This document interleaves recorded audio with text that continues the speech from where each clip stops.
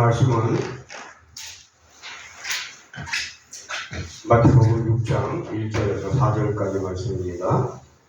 마태복음 6장 1절에서 4절까지 말씀입니다. 사람에게 보이려고 그들 앞에서 너의 의를 행하지 않도록 주의하라. 그리하지 아니하면 하늘에 계신 너희 아버지께 상을 받지 못하느니라. 그러므로 구제할 때에 외식하는 자가 사람에게서 영광을 받으려고 회당과 거리에서 하는 것 같이 너희 앞에 나팔을 불지 말라. 진실로 너희에게 이르노니 그들은 자기 상을 이미 받았느니라. 너는 구제할 때에 온전히 하는 것을 왼손이 모르게 하여 내 구제함을 은밀하게 하라. 은밀한 중에 보시는 너희 아버지께서 갚으시리라. 아멘.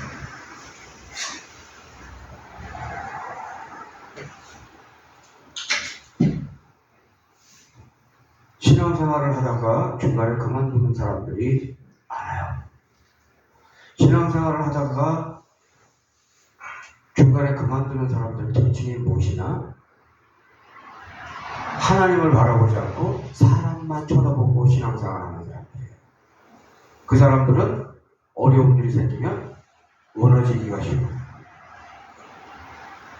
절대로 어려운 일이 있어도 신앙생활을 포기 안 하는 사람이 있어요. 누가 신앙생활을 포기 안 하냐면 아무리 어려운 일이 생겨도 신앙생활을 포기 안 하는 사람이 있어요. 그 사람들의 특징은 뭐냐? 하나님을 만난 사람.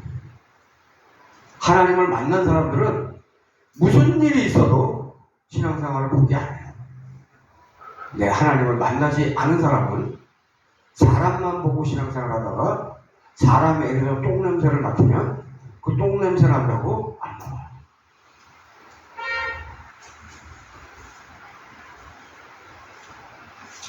예배는 하나님께 드리는 것이지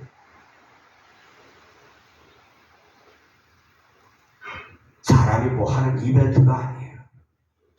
신앙생활의 기본은 하나님을 먼저, 항상 먼저예요. 그리고 언제나 인식하는 자세로 생활하는 것을 말하는 거예요. 내 신앙생활이 항상 하나님을 먼저 그리고 언제나 인식하면서 신앙생활을 하면 일단 기본을 지키고 있는 거예요. 하나님은 이 세상에서 움직이는 모든 것들의 형편과 사정을 다 알고 계셔요. 보이지 않는 곳에서 일어나는 일들에 관하여 마치 눈앞에서 벌어지는 일과 같이 하나님은 다 알고 계신다는 것을 모르는 사람들이 있더라고요. 하나님께서 천지천대 이래로 지구에서 일어나는 모든 일들을 다 알고 있는 분명한 이유가 있어요. 모든 일들은 하나님의 결재가 없이 이루어지는 일이 하나도 없기 때문에 그런 거예요. 생사화복이 하나님으로부터 나오는 것은 우리가 분명히 알고 있잖아요. 하나님을 아는 자는 나쁜 일을 할 수가 없어요. 나쁜 일을 하는 사람들은 왜 나쁜 일을 하느냐? 하나님을 모른다는 거예요. 보고 계신 것을 분명하게 알고 있다면 두려울 수밖에 없는 거예요. 매일 새벽마다 때마다 하나님을 인식하면서 나쁜 짓을 할 수 있는 사람은 없어요.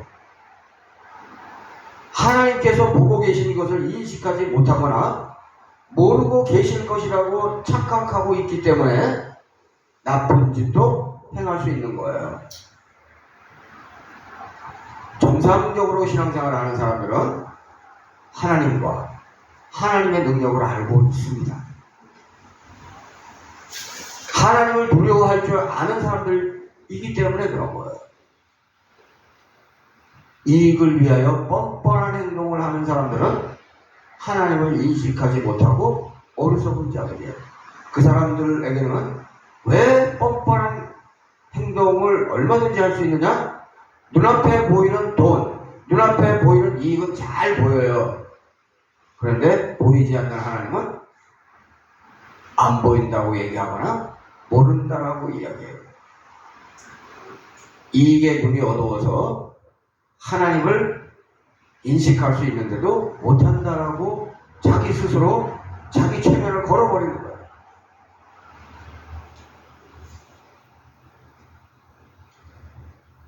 구제하는 것은 경건한 행동입니다. 구제하는 게 나쁜 게 아니에요.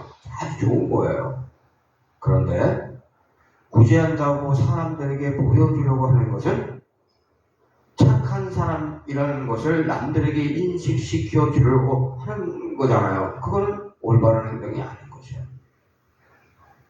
사람은 착하기도 하고 악하기도 한데 착한 면만 드러내려고 하는 것은 겉으로만 착한 척하는 위선을 쌓아가고 있는 거잖아요.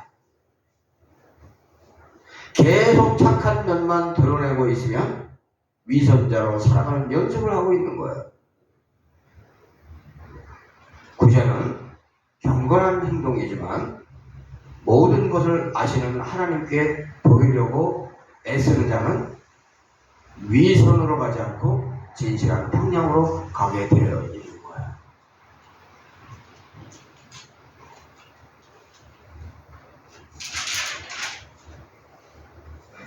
하나님과 접촉하고 하나님을 의지하고 하나님의 말씀을 새기고 그 말씀대로 살려고 하면 조금이라도 거룩해질 수 있어요. 예배는 하나님께 드리는 거잖아요. 예수님께서 보내주심을 감사하고 그 감사함을 담아서 자원해서 헌금하고 11조를 하는 기본을 상실하고 예배드리면 외식하는 행동으로 예배를 시작하는 것이고, 그런 기본 속에서 절대로 믿음은 잘할 수 없는 거예요. 기본을 잘 지켜야 돼요. 구제도 하나님을 보고 하는 거예요.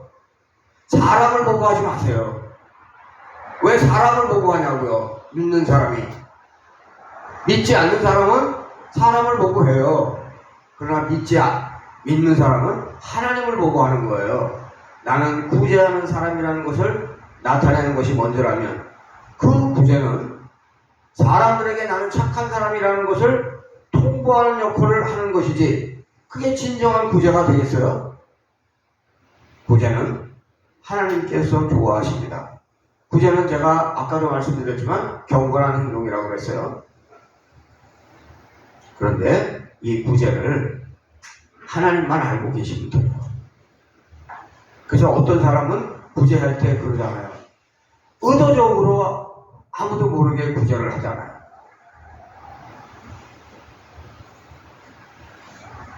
내가 아무리 사람 모르게 구제를 하여도 하나님은 명확하게 잘 알고 계신 것을 알고 계셔야 돼요.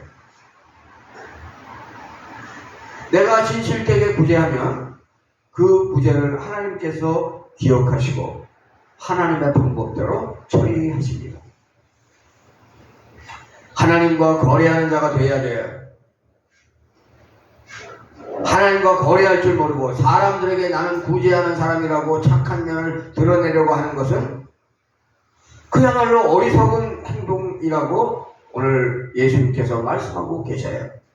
내가 구제한 것을 남들이 알아도 그만, 몰라도 그만인 거예요. 그러나 하나님은 내가 구제한 것을 반드시 기억하고 계십니다. 그러면 내가 죄를 짓는 것을 그것도 하나님 반드시 기억하고 계세요. 아이 설마? 아닙니다. 그래서 하나님이세요. 내 마음속에서 일어나고 있는 움직임 아무도 몰라요. 하나님은 알고 계세요. 그래서 하나님이세요. 그래서 믿음이 있는 사람들은 생각도, 나쁜 생각은 의도적으로 안 하려고 해요. 왜? 하나님이 보고 계시다는 것을 알고 있으니까.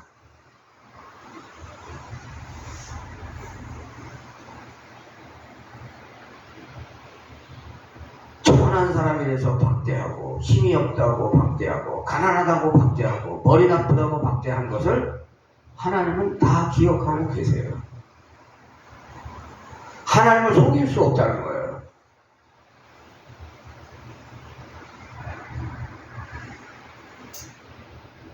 나에게 습관적으로 이렇게 거짓말을 하는 거 나는 모를 수 있어요.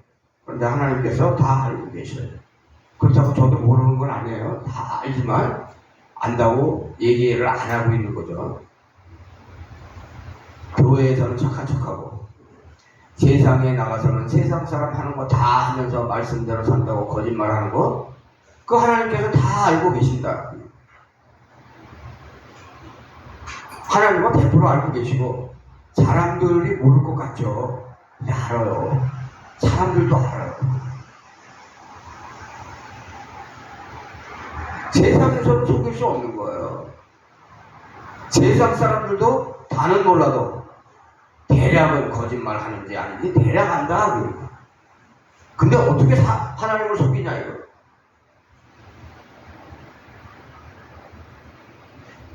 거짓말하고 사는지 아닌지, 착한 일 하고 사는지 아닌지, 악한 일을 자주 하는지 아닌지 대부분 드러나게 되어 있어요. 위선적으로 살면 먼저 가까운 주위의 사람들이 싫어요. 그런 사람을 누가 좋아하겠냐고요.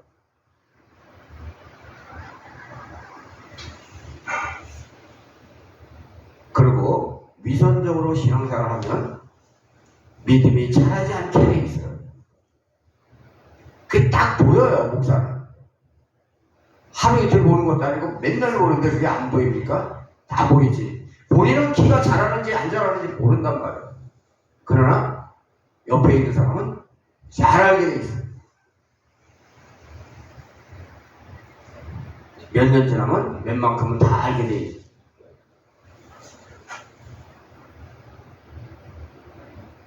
교회도 특별한 이유가 있어서 옮기는 거는 뭐 있을 수 있는 거예요. 그러나 교회도 한 교회만 꾸준히 다닐 수 있어요. 교회를 다니다 보면 거룩한 것만 보이는 게 아니에요. 별꼴을 다 봐요. 교회에서 좋은 것만 볼 것 같죠? 진짜 별꼴을 다 봐요.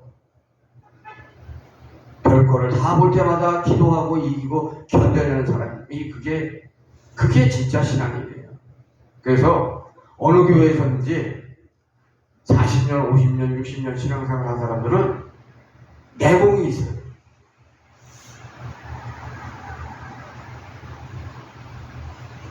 잘 견디는 연습을 해야 돼요. 오늘도 그래서 인내 복음서 그래서 들어요. 잘 견디는 연습을 해야 돼요. 모르긴 몰라도 작은 교회에서 신앙생활 끝까지 하면 아마 모르긴 몰라도 하나님으로부터 반드시 상이 있을 겁니다. 큰 교회에서 신앙생활 끝까지 한 것은 그건 있을 수도 있고 없을 수도 있어요. 그러나 작은 교회에서 신앙생활 끝까지 했는데 위선적으로 했으면 그거 어떻게 되는 거예요? 큰 교회에서 편하게 신앙생활 한 것은 하나님 아버지를 보고 신앙생활 하는 것이 아닐 수 있는 거예요. 나의 안위와 믿음을 동시에 추구하고자 하나 하나님께서 보고 계십니다. 잊지 마시고 살아야 하는 것은 아무도 모르는 곳에서 하는 행동을 하나님께서는 분명히 명확하게 다 알고 계시다는 거예요.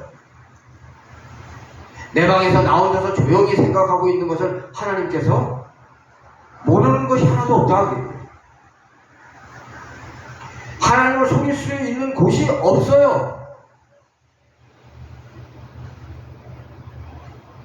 하나님을 속일 수 있는 시간이 없어요. 때가 없다고요. 그래서 하나님이신 거예요. 눈물을 흘리며 없다고 거짓말할 때 하나님은 보고 계십니다. 검사도 속이고 판사도 속이고 완전 범죄하였다고 할 때에도 하나님은 보고 계신다. 신앙생활 잘 하려면 자기 관리부터 잘 해야 돼.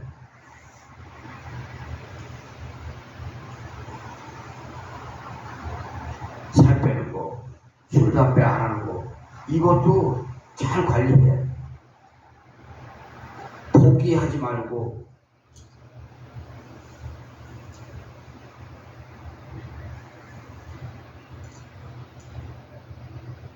이겨서 또 다른 것에 도전할 수 있는 성취감으로 살아갈 수 있기를 바라요. 성취감이 뭔지 알아야 돼요.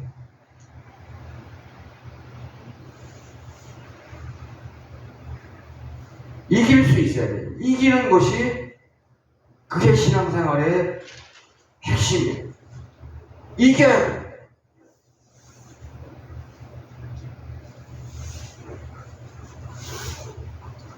신앙생활은 하나님을 아버지라고 부르는 자답게 해야 돼요. 하나님을 아버지라고 부르는 자는 거짓말하지 않고 겉과 속이 다르지 않아요. 하나님을 아버지라고 부르는 자는 빛을 발하면서 살아가지만 구제는 남들 모르게 하면서 살아가려고 해요. 남들이 안다고 그래서 그게 참 큰 문제 될 거는 없지만 항상 구제는 하나님을 인식하면서 해야 된다는 것을 머릿속에 각인하고 살아야 돼요. 그런데 구제를 하면 어떤 일이 있느냐? 진실된 구제를 하면 하나님으로부터 되돌려 받는 경험을 대부분 하게 돼 있어요.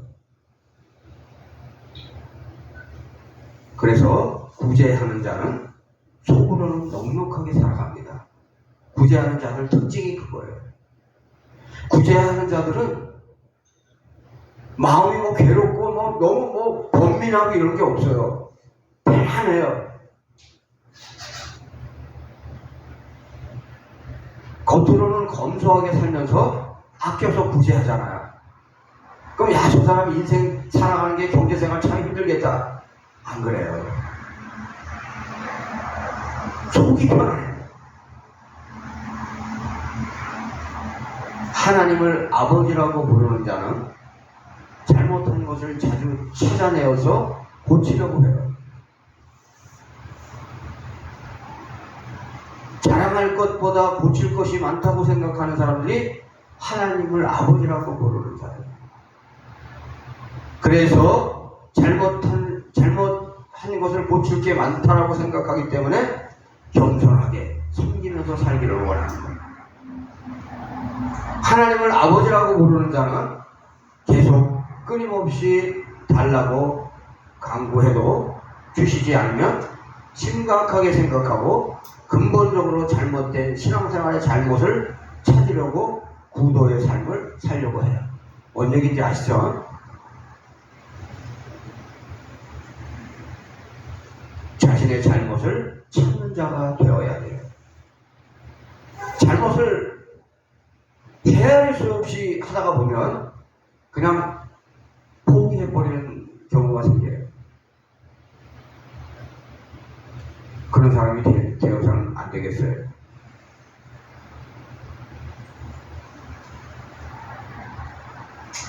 그런데 좋으신 하나님을 어떤 이유든지 간에 불평하는 일이 생기는 경우가 신앙인들 삶 속에서 있더라고요. 잘못된 거예요. 문제가 생긴 거예요. 하나님을 신뢰해야 돼요.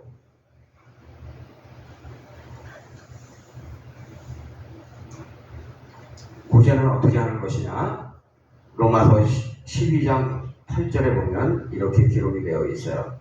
권면하는 사람은 권면하는 일로, 구제하는 사람들은 순수한 마음으로. 구제하는 사람은 어떻게? 순수한 마음으로. 지도하는 사람은 부지런함으로. 긍휼을 베푸는 사람은 기쁜 마음으로 해야 합니다. 이렇게 기록이 되어 있어요. 가난한 자를 경멸하는 자도 문제가 있어요.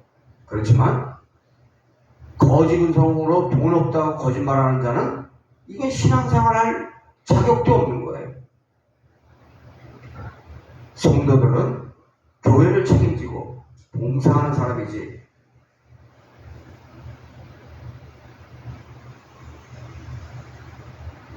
그 반대가 아니라는 거예요.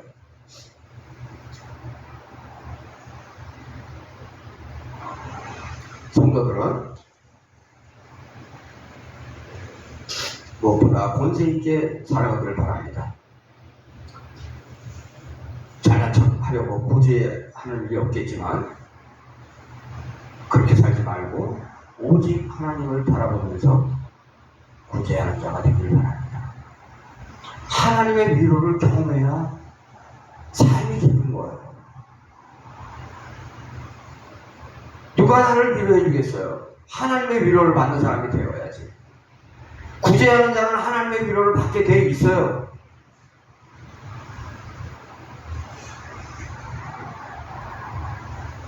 하나님의 위로를 받아도 위로를 받았는지 모르는 경우도 많지만 어쨌든 하나님께서는 위로를 해주세요. 도와주세요. 진실함을 버리고 거짓으로 생활하는 것이 드러나게 되면 어느 누구도 그와 사귀기를 원하지 않아요. 자기가 스스로 무덤을 판 거예요. 따뜻한 사람, 포근한 사람, 긍휼이 많은 사람으로 하나님과 사람들에게 인정받는 신앙생활의 기본을 잘 지킬 수 있는 우리가 되기를 진심으로 바랍니다. 오늘 설교는 여기까지.